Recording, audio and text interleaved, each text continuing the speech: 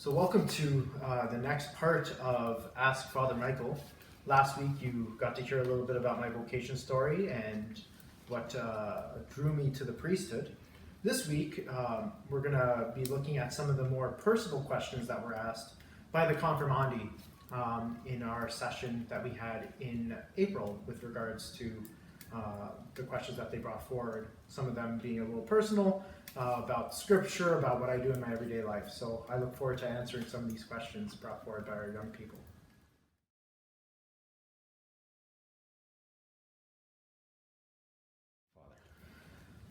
Well, from the scriptures, I would say my favorite reading, the reading that's always resonated for me, has been from the Gospel of John, chapter 15, I believe.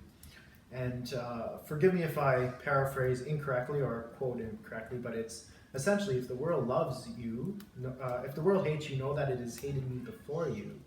If you are of the world would love what its own, but you are not of the world, but I've called you out of the world, therefore the world hates you. No servant is greater than his master. If they have hated me, they will hate you. And it's a passage that Jesus spoke to his closest friends in the Last Supper, knowing that he would go to the cross, knowing that whatever would happen to him would be felt by his followers. And for me in high school growing up with that reading always in the back of my mind, always knowing that, you know what, I'm living the faith, I'm going to church, I'm doing things that are not done by most high school students, it was something that really stood out to me. And it gave me a lot of consolation that, you know what, I'm with Jesus. Even though I'm doing things and people think that I'm a little bit crazy for what I'm doing, it always kind of brought that consolation, that peace.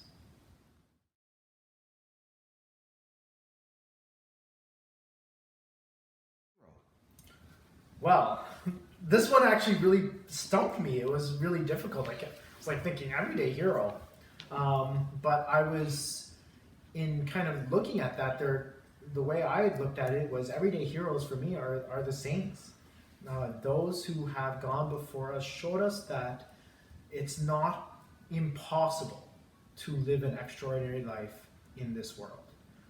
And that for me shows me heroism, heroic virtue that they were able to live. And I would say out of all the saints that exist, the multitude of witnesses that we have, my favorite saint, the saint that brought much joy to my life, because she's someone that is of our lifetime, of my lifetime, is Saint Teresa of Calcutta. I can remember the day that we heard that she passed away. I was in the field playing with my friends catch, and news broke forth from one of my teachers that she'd passed away, and it was deeply saddened. But then, as I went through high school and then even through university and seminary, like as we got to know more about this woman's life, the sanctity of this woman, what she went through, the trials she went through, it just again brought great consolation to know, you know, to follow Jesus Christ is something that is not easy, but it certainly brings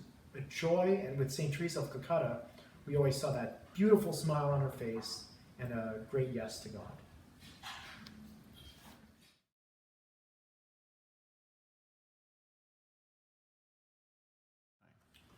Well, outside of church and ministry and being with you and teaching and all those other fun things, once the doors close and I'm finished my whatever I have to do at night, I usually just kind of go to my room, go to my rectory, and usually turn on the TV to something.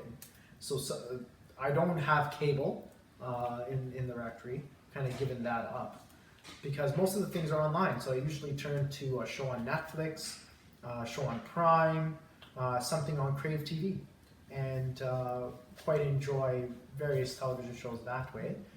Big fan of binge watching, so my claim to fame was when I was in university and I had a summer, and my friend introduced me to the television show 24 with Jack Bauer, played by Kiefer Sutherland.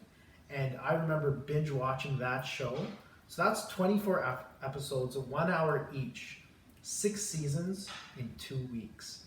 And that was a great joy to be able to say and do, because essentially I was hearing that phone ring from that very distinctive phone ring from 24 boop, boop, boop, boop, throughout my, like when I was at work. When I hear a helicopter now, I think jackpot. That's essentially what I do in my spare time.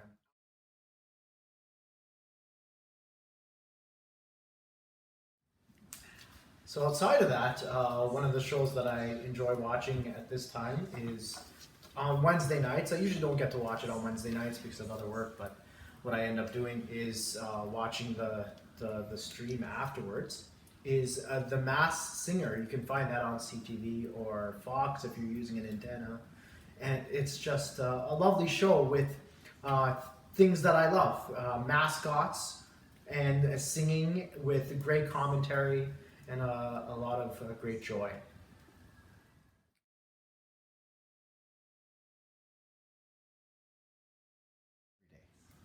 Well, when that question came to me, I was thinking, like, the one word that came out was peace. You know, just to be at peace. Every day, whether I'm in the Lord's presence, really truly in front of the tabernacle where He is present to us, whether I'm in my room or in my office, knowing that God is always present to us. I know that He's present to me is when I'm at peace. When I'm not present to Him, I feel great discord, great disunity, and everything else that goes along with that. It's not Him that's not present, it's us not being aware of Him. And so I think the best characteristic of being in God's presence is being at peace, and when we're at that, it makes sense to us.